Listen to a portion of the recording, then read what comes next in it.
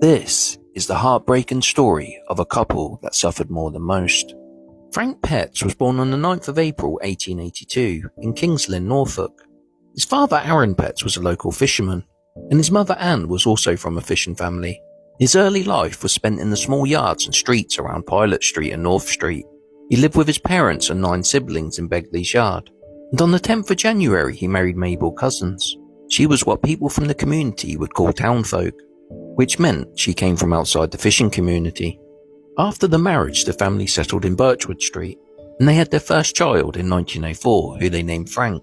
He was followed by Ethel in 1906. In 1908, Frank got in a fight with his brother. The newspaper said, "Frank Petts and Harry Petts are brothers. They have the faces and the grates of salts." And they admitted an easygoing manner having been fighting in North Street about midnight on the 3rd. PC Grant checked the Great Pet scrap before much damage was done. The mayor said, "I'm very sorry to see you here. You're brothers, you know, and should love each other. You should stand up for each other. Instead you fight. It's very wicked of you, very naughty. You will be fined 5 shillings each." A daughter, Alice Maud, was born in 1910, but the family suffered the loss of Ethel May in December 1910, as she died aged only 6 years old. Our daughter Susan was born in 1912. In August 1914, the headline read, "Accident on Lynn Fishing Boat." It said, "Yesterday, an official inquiry was held on the circumstances surrounding the sad death of a North End lad, who recently was scalded while on one of Lynn's fishing boats. It appears that the lad, Frank Petts, aged 10, had been on the boat with his father, Mr. Petts of Grampus Yard, Pilot Street, and Charles Chase on the return to the fleet. While the capture was being unloaded, he fell into the hold and was scalded by the water in the boiler used for boiling the catch. He was taken to the hospital, where he lingered for some time. A verdict of accidental death was given. It's sad to think they lost 2 young children in 4 years. In 1916, a son Henry was born, and in 1918, another son was born, who they named Frank.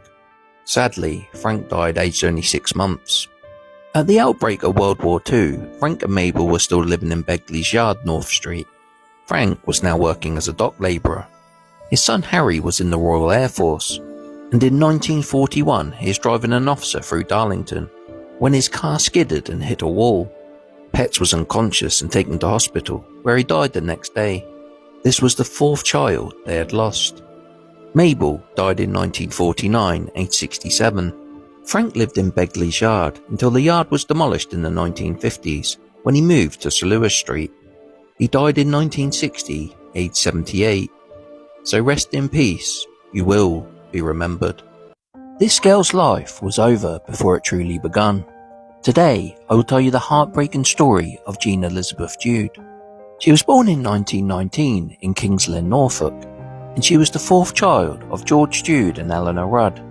Her parents had married in 1907, and the family lived at 6 Kirby Street, and George worked as a dock labourer. The family was complete, 1 boy and 3 girls, but tragedy struck the family in 1928. Jean was only 9 years old when she fell ill, and a couple of weeks later she passed away. The cause of death was diphtheria, a disease which was a massive killer of children. The bacteria which caused the illness produces a powerful toxin, and on average 3,500 children a year passed away until a vaccine was introduced in 1940. Sadly, little Jean was one of its victims. She was buried on the 2nd of June 1928. Her mother Eleanor never recovered from the loss of her daughter. She passed away just 5 months later, which the family says was from a broken heart. So rest in peace, Jean. You will be remembered. This woman was born over 200 years ago, and her story is one of sadness and kindness. Elena Smith was born in 1811. Not much is known about her early life, but on the 6th of March 1845, she married Robert Sillery at St Peter and St Paul, Dover, Kent.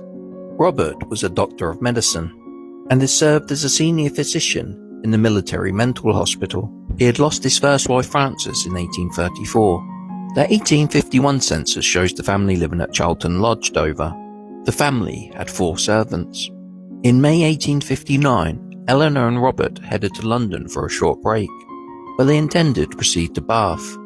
Whilst in London, they went for a short walk, and when they returned to the hotel, Mr. Sillery was seized with a pain in the head. Medical advice was immediately called in, and every possible attention was paid, but without effect, and he expired early on the following morning. Eleanor continued living at Charlton Lodge, and this is where she spent the rest of her life.